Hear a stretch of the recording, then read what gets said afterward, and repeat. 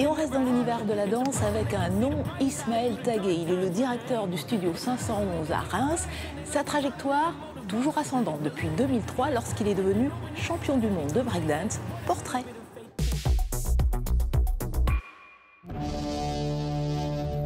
Let's go.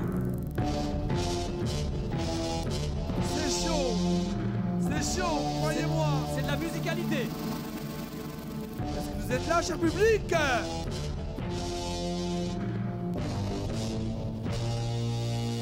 Waouh, waouh, waouh, waouh, waouh. Attention, let's go.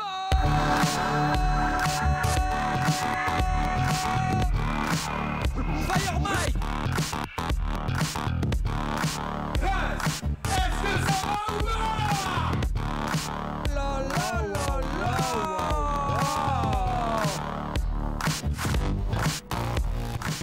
Festival dans les airs, 4e édition. Allez, Mike. C'est fort. Oh, c'est chaud. Vous êtes prêts? C'est chaud. C'est un festival qui met en avant et en lumière les cultures urbaines, mais pas que. On a un concours chorégraphique. Et ce soir, on a une grosse compétition de breakdance. Les cultures urbaines, elles existent depuis toujours. Maintenant, dans notre territoire, elles sont jolies, elles sont belles. Moi, je pense qu'à Reims, on est un public qui connaît ces valeurs-là, qui fait grandir beaucoup de jeunes. Et on défend, on supporte, comme vous l'avez vu un peu dans le public, il y a beaucoup de parents qui sont là derrière à encourager. C'est l'énergie, mais aussi la cohésion entre les danseurs. Et on sent qu'ils dansent vraiment ensemble, au même rythme et avec la même vision des choses. Il n'y a pas d'âge et pas de milieu social pour ça, quoi. Ça concerne tout le monde. Avant, c'était plus fermé par rapport au hip-hop, qui était quand même accessible au côté plus urbain et vraiment plus street. Là, maintenant, on est toujours dans le street, mais maintenant, avec les musiques actuelles, la pop urbaine et tout ça, ça s'est grave développé. Moi, je suis content parce que, en fait, moi, j'ai partagé dans ma vie d'athlète et de compétiteur beaucoup de scènes. Maintenant, je le fais partager à des personnes. Maximum de bruit pour Jungle.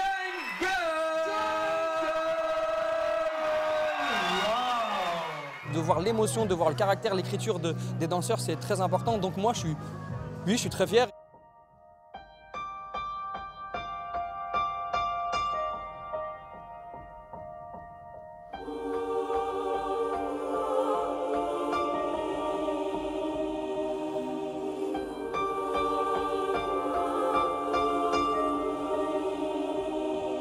Je m'appelle Ismaël Tagué, j'ai 41 ans. Ma vie, elle est hip-hop, ma vie, elle est urbaine. C'est ce que j'aime. Ready or not, here I come, you can't hide.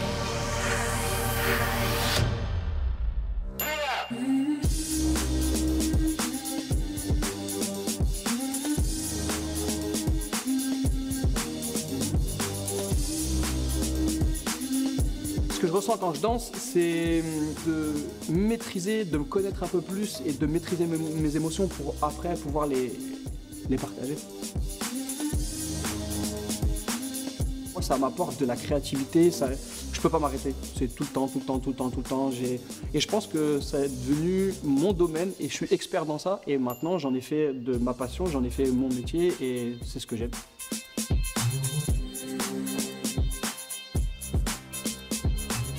Quand tu grandis, entre guillemets, dans une zone difficile, avec des parents qui se séparent, je suis moitié français, moitié marocain, il fallait que je trouve un équilibre avec mes émotions et se retrouver à faire des mouvements, à connaître ton corps tout seul, etc.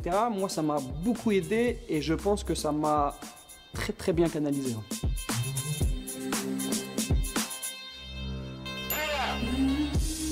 Les cultures urbaines, c'est très simple. Pour moi, en un mot, c'est la vie.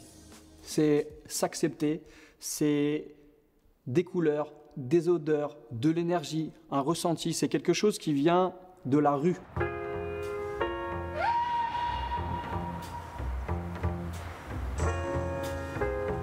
Une musique pas faite pour 100 personnes, mais pour des millions.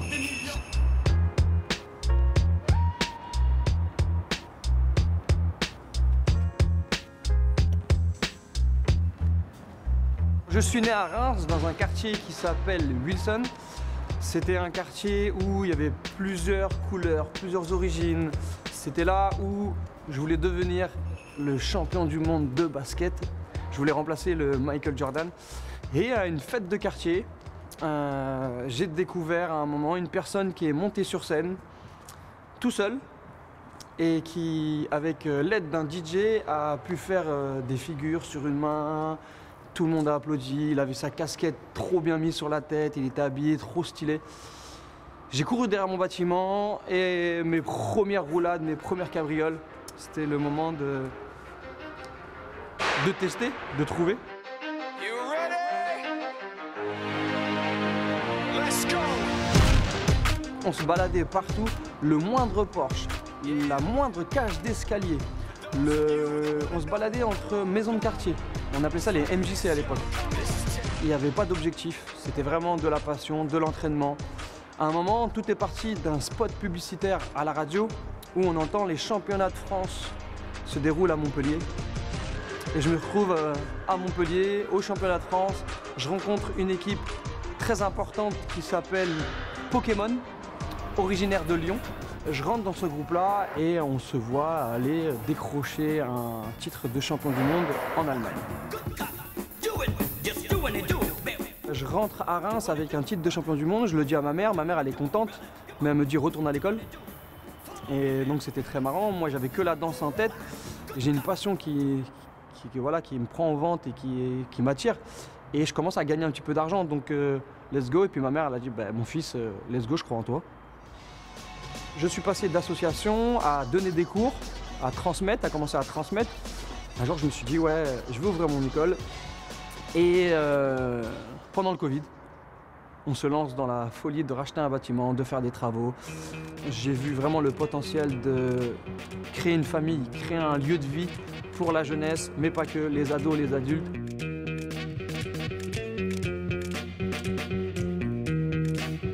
Ti. Hey! Thomas, trac, élan, Thomas. Frotte.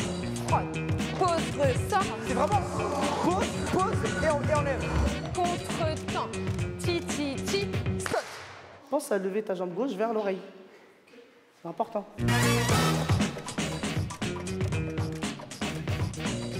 Alors là, on est au studio 511, on est dans le hall, c'est là où il y a tous les parents et tous les enfants qui attendent pour entrer dans leur cours.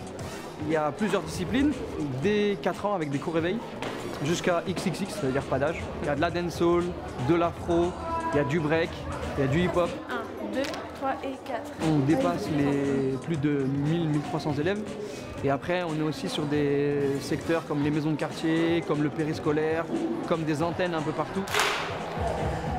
On veut que les personnes se respectent, qu'ils apprennent à danser ensemble, qu'ils apprennent à s'accepter, qu'ils apprennent aussi à s'accepter par rapport à leur corps, leur vision par rapport au miroir. On est tous ensemble et on essaye de grandir ensemble. C'est quoi les valeurs du Studio 511 qu'on développe?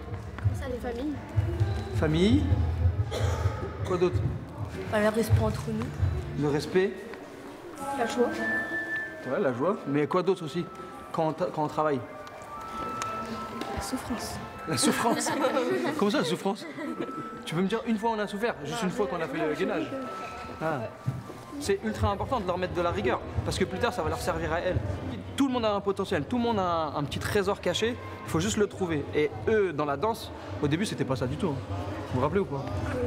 Ouais, au début c'était pas ça du tout. Et en fait, petit à petit, on voit qu'elle progresse. C'est la magie de la danse. 5, 6, 7, 8, 1, 2, 1, musique. On y va. Hey! Yes! Doucement, Nissa! Yes! Hey! Hey! Hey! J'ai commencé et depuis j'ai aimé et du coup j'ai continué. C'est comme un autre monde pour moi. Pourquoi? Parce que je sais pas, le studio c'est comme une famille, genre je sais pas comment dire, mais moi j'adore la danse depuis que j'ai essayé quoi. Ça fait 3 ans que j'avais fait de la danse de pareil, je voulais un peu changer de style, du coup je suis venue au studio 511. Et alors? Ça te plaît? Oui. Pourquoi? J'aime bien la salle, l'ambiance, la musique et ma prof. 3, j'y vais. ta, et 1. Ça va faire 12 ans que je danse avec Ismaël. Donc j'ai commencé au tout début avec lui dans les maisons de quartier. Il a ouvert son premier studio, j'étais là.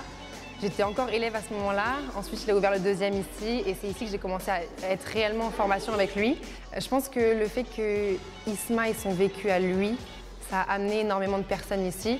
Et ça pousse les gens aussi à venir et à kiffer.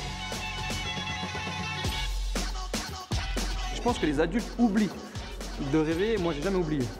Donc je pense que je rêve beaucoup. Donc je ne pensais pas forcément en arriver jusque-là. Depuis tout jeune, je sais que je ferai des choses.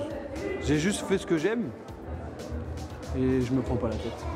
J'ai des artistes qui m'ont demandé mes services pour chorégraphier, pour les aider sur scène. J'ai récemment été porteur de la flamme olympique. C'était une belle fête. Ça a donné des beaux souvenirs à tout le monde sur les vecteurs du sport. Et maintenant, le Champagne, avec quelque chose de prestigieux, c'est les 10 ans de l'UNESCO, la signature de l'entrée au patrimoine de l'UNESCO, du Champagne, le 4 juillet à Champillon. Ça va être une grosse fête. Ready or not, here I come, you can't hide. Alors là, on est un peu dans le lieu où tout va se passer. Ça va être dans les airs, sur le sol, ça va être dans les oreilles, ça va être peut-être dans la bouche. Mon rôle sur cette signature des 10 ans, c'est directeur artistique. On sait ce que c'est le Champagne, on sait que notre territoire il est très fort en Champagne, mais les cultures urbaines, c'est tellement loin de ça. Et moi, j'en suis fier, je le prends comme une mission. Capita! Le Champagne, c'est quelque chose qui pétille. Et je pense que ma danse, depuis toujours, pétille. Et je pense qu'on a quelque chose qui se rassemble. On a quelque chose de fédérateur. Souvent, on voit rap, on voit graphe, on voit quartier. Mais derrière, il y a aussi mouvement, il y a aussi émotion, il y a aussi sensibilité, il y a aussi histoire. Alors, je ne pensais pas arriver jusqu'ici dans les vignes grâce à tout cet engouement des cultures urbaines. Mais en fait, moi, je sais, quand j'étais plus jeune, vous savez, la question en troisième, qu'est-ce que tu vas faire plus tard? J'ai répondu, je ne sais pas, mais je vais le faire. Et je vais continuer à faire.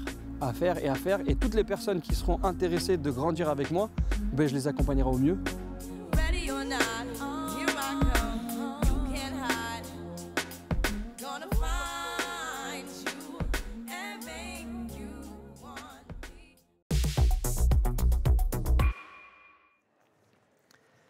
Des larmes coulent lentement sur les plaines de nos âmes. Aujourd'hui, à contre-cœur, nous prendrons les armes. Depuis la Genèse, l'audace despotique est sur nos terres, la puissance démagogique des hautes sphères. L'heure de la révolte sonne et vos chiens de garde s'affolent. Pour nous faire taire, police, matraque et camisole. Voilà ce que j'ai vu. Et vous? Moi, je capte déjà cette atmosphère religieuse. Ouais. On a l'impression que tout en haut, il y a un sauveur qui vient délivrer le pauvre peuple, qui attendait que ça. Voilà, c'est très bien. Et ça nous fait voir le tableau aussi de l'autre perspective, c'est très intéressant. Zakaria Bellachmi, c'est la toute première fois que vous êtes invité ici au Musée des Beaux-Arts de Nancy. Là, c'est une soirée étudiante. D'abord, qu'est-ce que vous retenez des réactions que vous avez entendues tout à l'heure? Toutes les réactions, elles étaient super intéressantes en fait, parce que justement, le point de vue de chacun est différent. Et c'est aussi l'occasion de pouvoir partager. Ils vous trouvent pessimiste? Ouais, complètement. Après, ils ont raison. Je suis pessimiste. J'ai toujours cette petite part de positivité, mais ouais, d'ordre général... Vous dénoncez? Je dénonce. Même devant un tableau comme celui de Rubens? Ouais, c'est plus du pragmatisme que du pessimisme. Mais après, le tableau de Rubens, j'ai mis du temps avant de m'en imprégner, parce que je ne savais pas par quel bout le prendre. Et puis, ouais, je suis revenu 2-3 fois.